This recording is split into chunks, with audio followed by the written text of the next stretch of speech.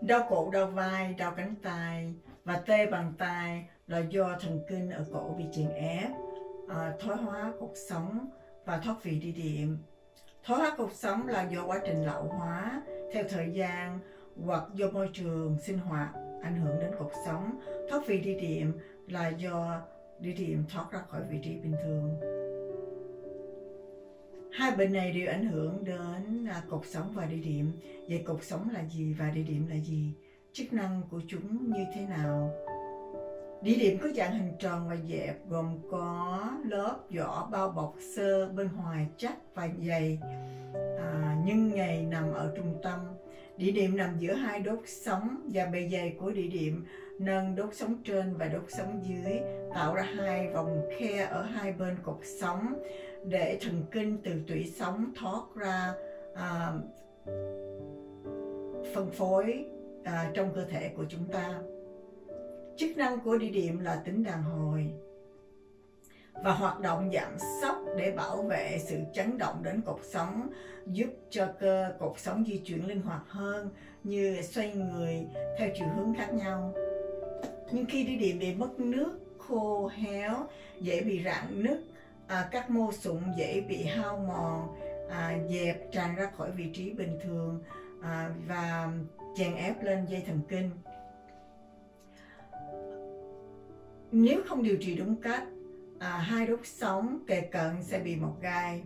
Cột sống được tạo thành 7 đốt sống cổ gọi là C1 đến C7. C là cervical, nói về vùng cổ, và 6 đĩa đệm gọi là C1 đến C6 và 8 dây thần kinh gọi là C1 đến C8. Thường cột sống cổ là bộ phận dễ bị thoái hóa nhất. Quá trình lão hóa của cơ thể là quy luật không thể tránh khỏi. Khi tuổi tác càng tăng thì cột sống cổ bị hư hại trầm trọng hơn. Quá trình lão hóa diễn ra nhanh hay chậm là do phụ thuộc vào sự sinh hoạt của mỗi người. Nguyên nhân thoái hóa cột sống cổ.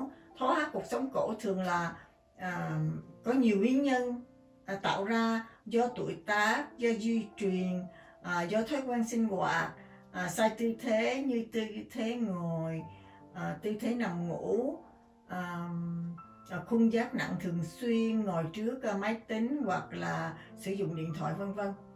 Chấn thương cột sống cổ là do các tai nạn liên quan trực tiếp đến cột sống cổ, thường bị va chạm mạnh ở phía sau xe, đẩy cột sống cổ đột ngột về phía trước và giật mạnh đột ngột về phía sau sẽ khiến cho cột sống cũng như đĩa đệm bị lệch và thoát ra khỏi vị trí bình thường.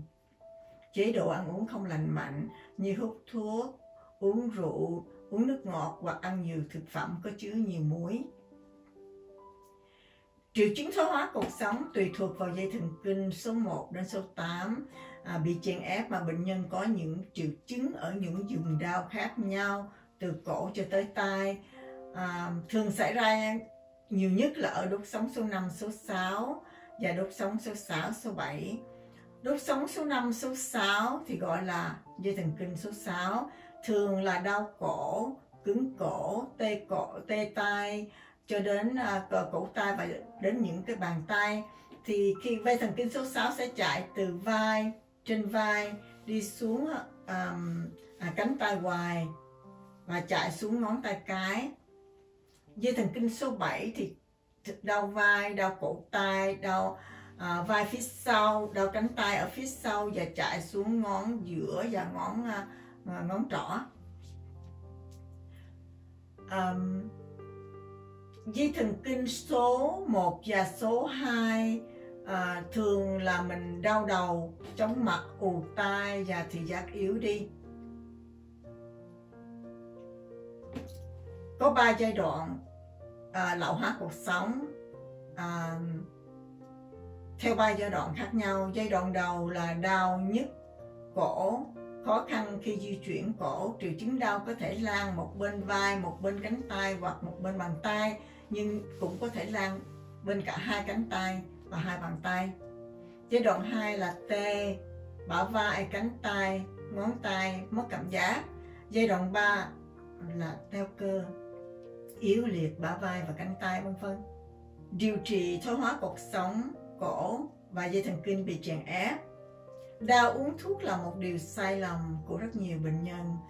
Trên thực tế thuốc chỉ là tạm thời, không thể nào phục hồi lại được chức năng của cột sống cổ đang bị thoái hóa. Ngoài ra sử dụng thuốc trong thời gian dài có thể gây tổn hại nghiêm trọng cho gan, thận hoặc chảy máu dạ dày. Chúng tôi sẽ có video và hình minh họa chủ yếu tập kéo giãn các đốt sống bị lão hóa cũng như dây thần kinh bị chèn ép. Ngoài ra trong phòng chúng tôi cũng có máy kéo giãn cột sống Spinal Decompression Therapy.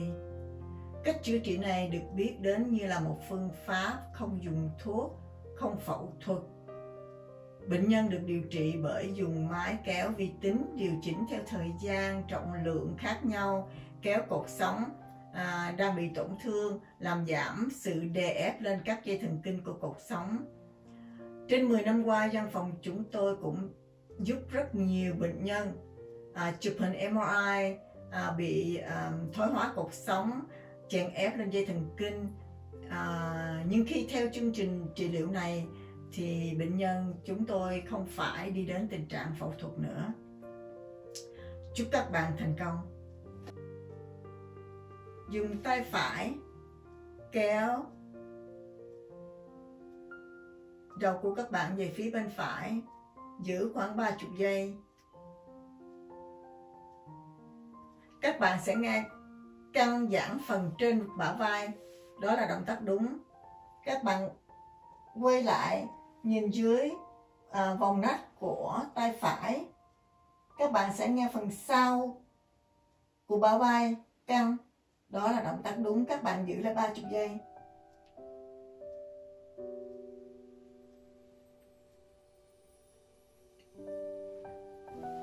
Làm bên tay trái, các bạn nhớ giữ vai các bạn xuống.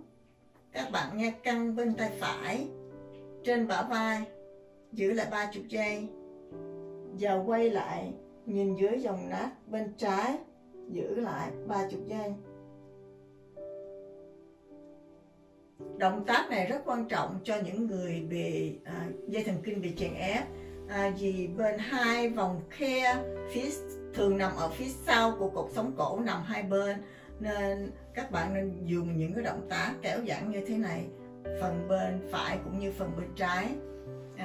Các bạn có thể làm một ngày 3 lần,